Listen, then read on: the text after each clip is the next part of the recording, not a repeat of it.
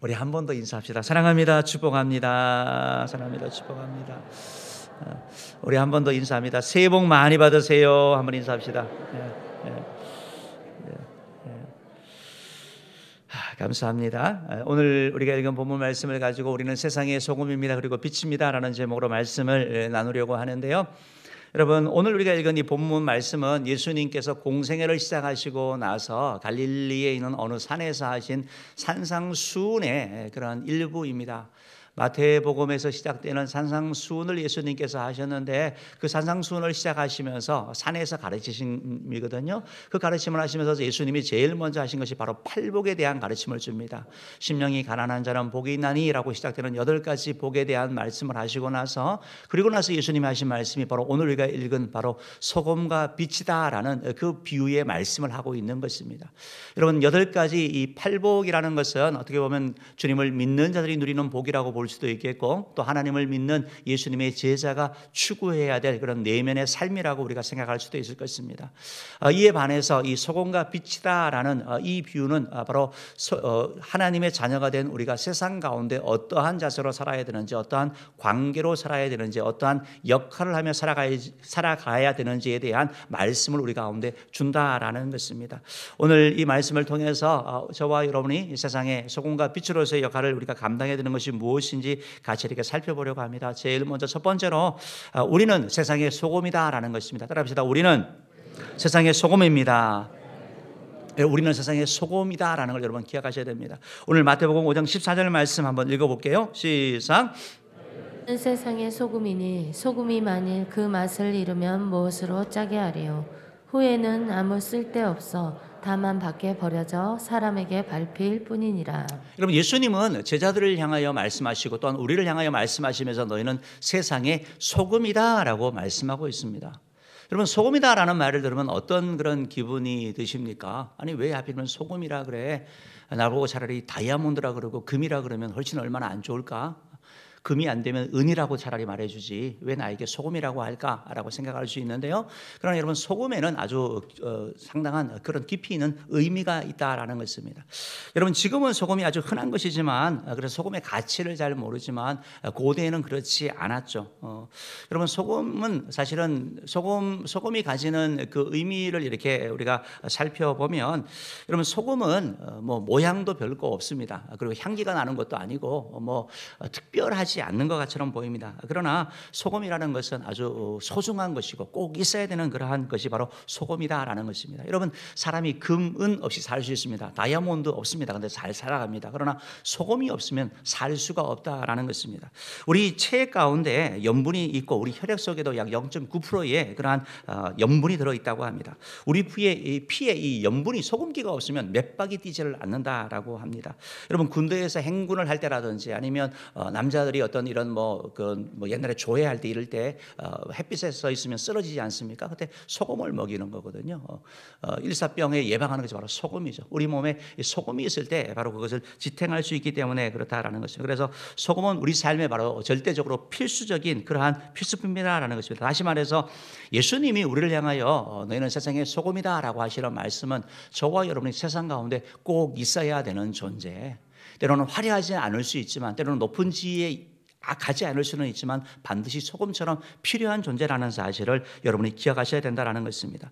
여러분, 지금은 정말 소금이 흔하지만 고대에는 소금이 정말 귀했습니다. 그래서 고대 로마 병사들에게는 급료로 소금을 주었다고 합니다. 그래서 솔트라는 이 말에서 뭐 셀러리라는 그런 말도 나온 거죠. 솔더라는 말도 나오는 거고요.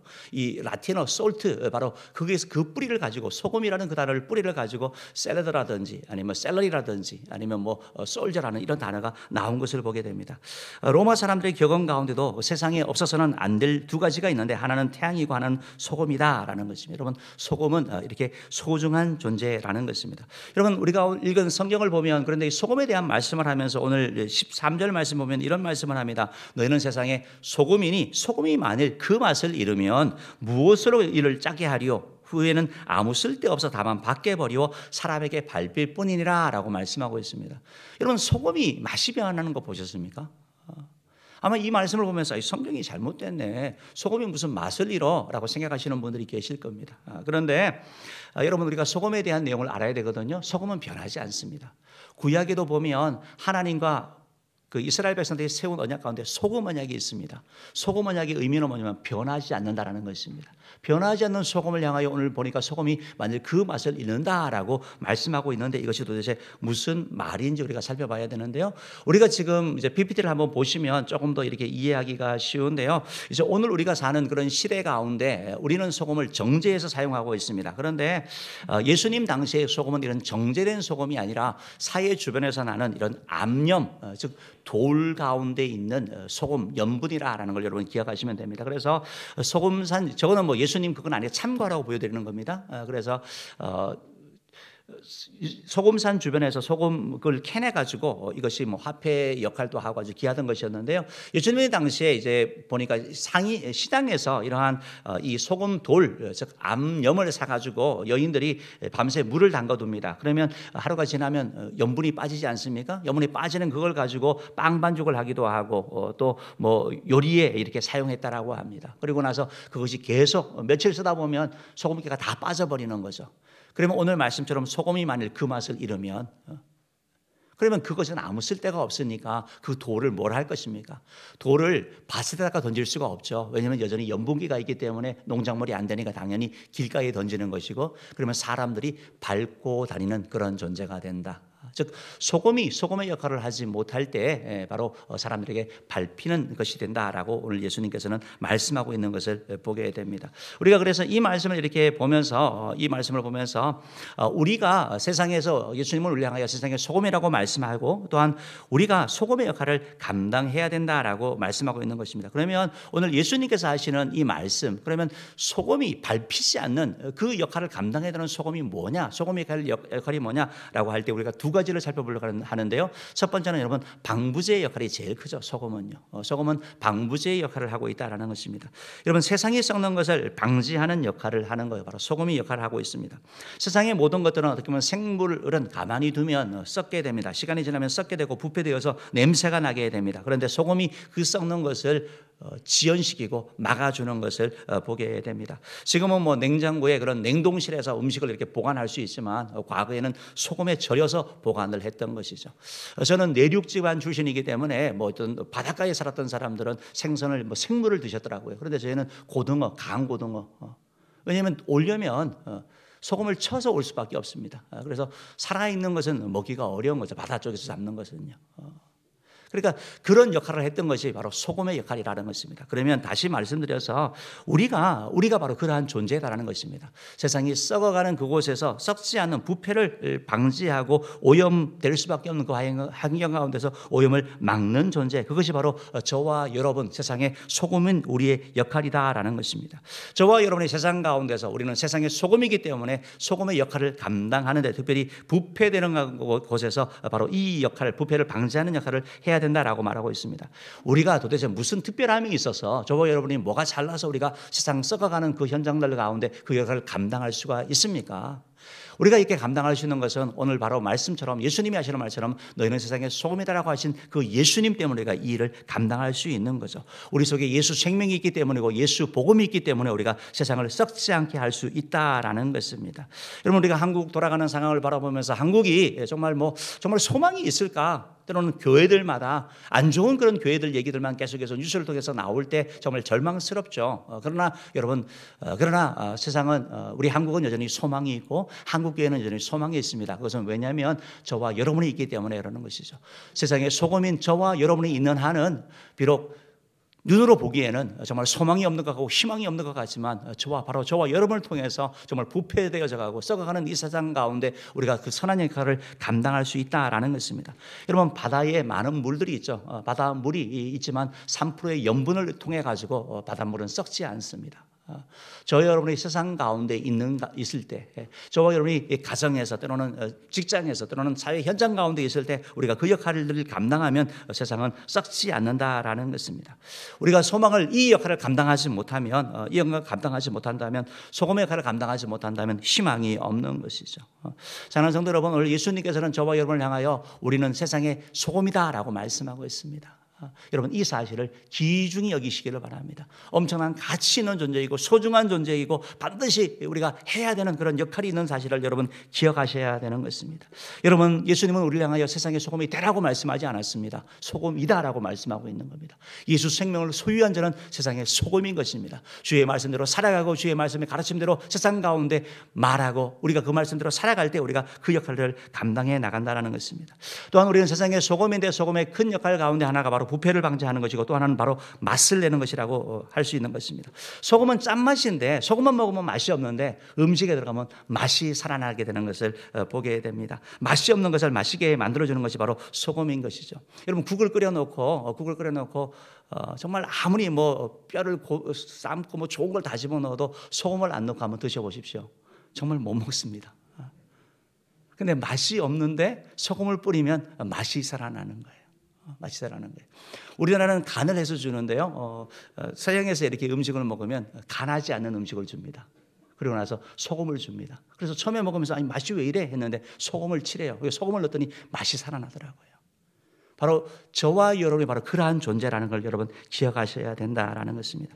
아무리 산에 진미라 하더라도 소금이 들어가지 아니하면 맛이 살아나지 않는데 바로 저와 여러분이 그런 촉매자가 되어서 세상 사람들의 삶 가운데 맛을 주는 존재, 활력을 주는 존재, 기쁨을 주는 그런 존재가 되어야 되는 것이죠. 정말 이 땅을 살아보면 정말 우리나라 뭐 여러 가지 그런 사건을 통해서 정말 안타까운 일들이 많이 일어나죠. 그런데 여러분 더 끔찍한 일은 매년 자살자 숫자가 너무 많다라는 거예요. 정말 여기에 대해서는 대책을 세워야 되는 거거든요. 정말 사고를 통해서 죽는 사람들보다 자살하는 숫자가 너무너무나 많습니다. 소망이 없기 때문인 것이고 삶이 무미건조하기 때문이고 삶의 맛이 없기 때문에 그러한 자들이죠.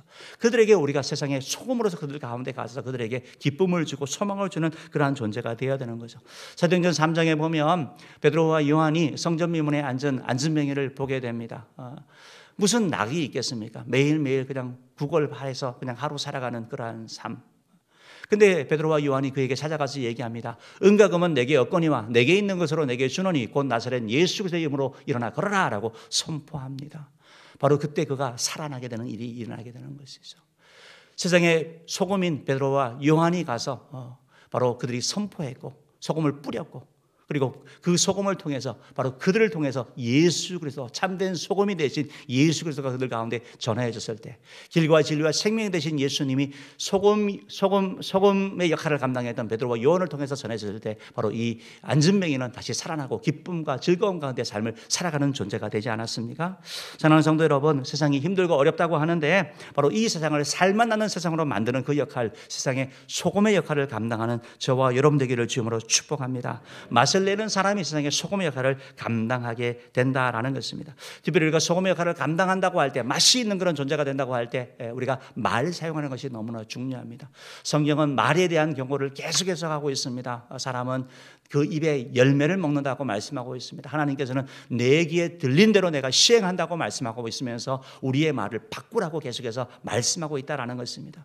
여러분, 여러분의 삶의 언어는 어떠한 언어들 있습니까? 부정적이고 비판적이고 조그만 거에 대하여 막 정말 과장해서 이렇게 사람들을 파괴하는 그런 언어들은 아닌지요.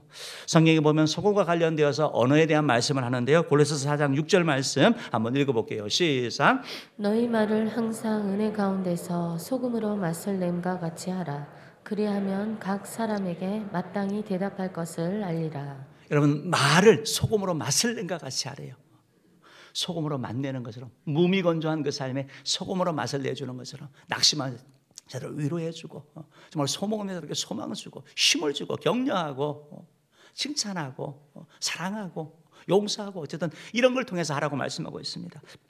에베소서 4장 29절은 여기에 대하여 조금 더 구체적으로 표현하는데 이렇게 표현합니다. 읽어봅시다. 시작. 무릇 더러운 말은 너희 입 밖에도 내지 말고 오직 덕을 세우는데 소용되는 대로 선한 말을 하여 듣는 자들에게 은혜를 끼치게 하라. 이런 더러운 말, 덕을 세우지 못하는 말, 그런 말이 아니라 선한 말하고 은혜를 끼치는 말, 가슴에 막 휘어 파가지고 그 말 듣고 그냥 잠 못 자게 하는 그런 말이 아니라 그 말 들으면 너무 기분이 좋고 nak심되는데 막 힘이 나고 여러분, 그런 소금의 네, 그런 은혜를 끼치는 그런 말을 하는 저와 여러분 되기를 주님으로 축복합니다. 자상으로 우리는 세상의 소금입니다. 세상의 소금이 소금 역할을 감당하지 못하면 주님께서 말씀하셨죠.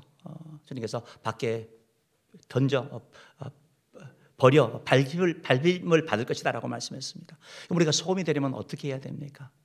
부두막에 있는 소금도 뿌려져야지 맛을 나는 겁니다. 소금은 아무리 예쁜 포장지 들었다고 해서 소금이 아니고 소금은 뿌려져야 되고 소금은 녹아져야 된다는 것입니다. 저 여러분은 세상의 소금입니다. 이 소금 역할을 감당하려면 그건 희생하는 걸 얘기하는 것입니다. 낮아짐을 얘기하는 것입니다. 그때 세상은 변하게 되는 거다라는 것입니다. 사랑하는 우리 모든 성도 여러분, 특별히 이번 2023년을 시작하면서 우리는 세상의 소금이라는 사실을 기억하시고 우리의 가정에서 우리가 만나는 사람들에게 있어서 일터에서 소금 역할을 감당함으로 말미암아 정말 부패를 막고 또 만나게 하고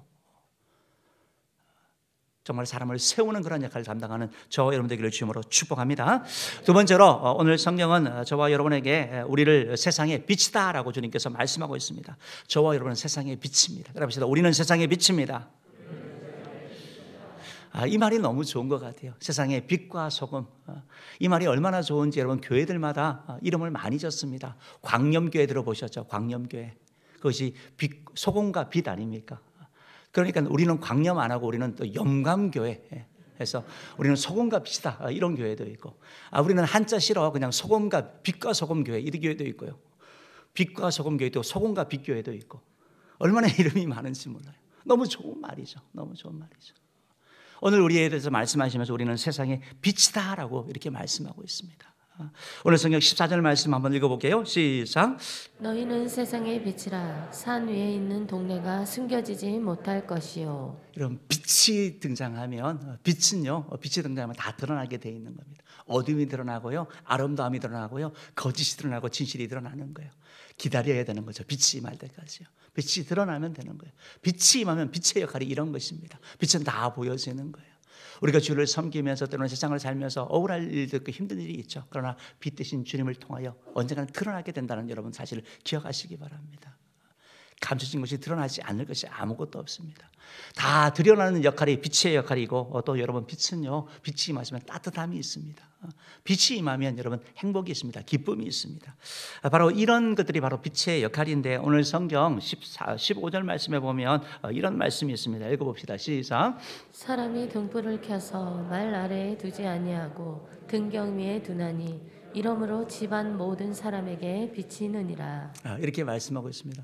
아니 그러니까 빛이 비치면 당연히 빛이 비치면 다 보이는 거 당연히 알지 않겠습니까? 빛이 비치니까 다 당연히 아는 거죠. 그런데 빛을 등불을 켜가지고 말 아래 두지 아니하고 등경 위에 두나니 15절 말씀은 약간 또 좀 이상합니다. 잘 이해하기가 쉽지 않습니다. 이제 성경의 그런 배경이나 문화를 알지 않고서는 본문 말씀 이해하기가 쉽지 않은데요. 이 말씀을 이해하기 위해서는 말이라는 단어를 알아야 될 것이고 등경이라는 단어를 알아야 될 것입니다. PPT를 한번 보여주시면 또 좋겠는데요. 이 말이 도대체 뭔가라고 이렇게 성경학자들이 연구를 하면서 말이라는 것은 이 어떤 곡식이나 어떤 물건을 담는 그러한 바구니나 항아리라는 것입니다. 그러면서 이것이 크기가 약 9리터가 정도 되는 약 9리터가 되는 그러한 바구니와 항아리라는 것입니다. 여러분 등불을 켜가지고 저 안에 넣을 사람이 있습니까? 왜 저 안에 넣습니까? 그럴 사람 없지 않습니까? 마찬가지로 세상에 비친 우리가 우리의 빛됨을 드러내야 된다고 말하고 있는 것입니다. 등경은 무엇입니까? 등경을 한번 보여주면 좋겠는데요. 그래서 등경이라는 것은 바로 저러한 도구를 얘기합니다. 그래서 등을 켜서 많이 넓게 보여지게 하는 것. 그러니까 저 등경이라는 것은 집 방마다 하나씩 둬가지고 저것이 다 보여지게 하는 그 역할이라는 것입니다. 그러니까 세상에 비친 우리는 우리의 빛됨을 감추는 것이 아니라 드러내는 존재, 나타내는 존재가 되어야 된다는 것입니다. 예수 믿는 사람은 자연스럽게 우리가 예수 믿는 걸 드러낼 수밖에 없는 것입니다. 뭐 어떤 삶을 살든지 어떤 행동을 하든지 예수 믿는 것이 안 드러내는 것이 너무 힘들죠. 오히려요. 그것이 자연스럽게 드러날 수밖에 없고 나타날 수밖에 없다라는 것을 우리가 기억해야 됩니다.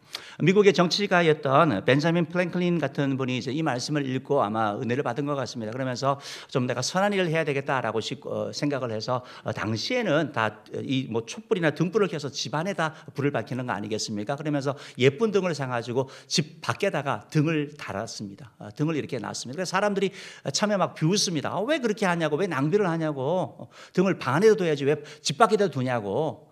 근데 사람들이 하루 이틀 지나가면서 그 사실을 깨달았습니다. 가보니까 등이 빛이 있으니까 사람들이 길을 잃지 않습니다. 빛이 있으니까 넘어지지를 않습니다. 그래서 너도 나도 이제 등불을 집 밖에다 놓기 시작하면서 이것이 바로 가로등의 시초가 되는 것입니다. 어떤 한 사람의 선한 행위, 빛된 행위가 사회를 이렇게 바꿔나가고 변화시켜 나가는 것이죠. 오늘 주님께서는 저와 여러분에게 세상의 빛이다라고 말씀하고 있으면서 이 빛됨을 어떻게 행해야 되는지 오늘 16절에서 말씀하고 있습니다. 16절 말씀 읽어봅시다. 시작. 이같이 너희 빛이 사람 앞에 비치게 하여 그들로 너희 착한 행실을 보고 하늘에 계신 너희 아버지께 영광을 돌리게 하라. 예, 아멘. 빛이 영광을 돌리게 하라고 말씀하고 있는데 빛된 삶을 말하면서 특별히 착한 행실이라고 말씀하고 있습니다. 우리의 어떤 착한 행위 이걸 통해서 세상 사람들 가운데 차가운 세상을 밝히라는 것입니다. 착한 행실을 통하여 어두운 세상을 밝히고 차가운 세상을 따뜻하게 만들라라는 것입니다. 말만 하고 행동으로 옮기지 않는 것은 빛이 아니다라고 주님께서 말씀하고 있는 것입니다. 구체적인 행동으로 나타날 때, 착한 행실로 나타날 때 사람들이 감동받게 되는 것이고 그 감동을 통해서 바로 십자가 앞에 주님 앞에 나오게 된다라는 것입니다. 인도의 그 간디가 영국에서 공부를 하고 있을 때 유명한 얘기가 있죠. 교수님과 함께 성경 공부를 하면서 성경의 내용이 너무 좋은 거예요. 너무 좋고 너무 깨달음이 있어가지고 특별히 산상수훈에 완전히 빠졌습니다. 그러면서 교수님과의 그 말을 통해 가지고 교회를 가고 싶은 거예요. 그래서 영국 교회를 갔더니 영국 교회 성전의 예배당에 문지기가 안 된다라는 겁니다. 왜냐하면 유색 인종이니까 백인이 아니면 들어올 수 없다라는 거예요. 간디는 그곳에서 정말 말로 교수님에게 배운 말로서의 예수님의 가르침이 아니라 바로 문지기의 그 삶을 통한 착한 행실이 아닌 그 행동이 그의 마음에 상처가 된 것입니다. 그래서 간디가 나는 예수는 좋지만 기독인들은 싫어한다라고 얘기를 하는 것이죠. 사랑하는 성도 여러분, 우리의 어떤 그런 착한 행실, 어떤 행위 하나가 어떻게 보면 내가 조금 더 참고, 내가 조금 더 수고하고, 내가 조금 더 애쓰는 그런 행위가 사람들에게 선한 영향을 행사할 수 있다라는 것입니다. 에베소서 5장 8절 9절 말씀 한번 읽어볼게요. 8절 9절 읽어봅시다. 시작. 너희가 전에는 어둠이었더니 이제는 주 안에서 빛이라. 빛의 자녀들처럼 행하라. 빛의 열매는 모든 착함과 의로움과 진실함에 있느니라. 아멘. 아멘. 아멘. 사랑하는 성도 여러분, 우리는 세상의 빛입니다. 그래서 내가 조금 더 참고, 내가 한 번 더 수고하고, 내가 조금 더 섬기는 이런 삶, 어떻게 보면 착한 행실을 통해서 주님을 드러낼 때 누구를 보겠습니까? 왜 도대체 저 사람은 왜 저렇게 하냐? 우리 속에 있는 예수 그리스도, 참된 빛 대신 예수 그리스도를 보게 되고 그들이 주님 앞에 나오게 되는 일이 일어난다라는 것입니다.